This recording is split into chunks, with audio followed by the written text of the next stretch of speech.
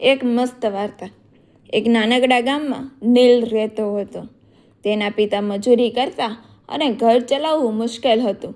નીલ પાસે મોંઘી પુસ્તકો ના હતા, પરંતુ શીખવાની તીવ્ર ઈચ્છા હતી.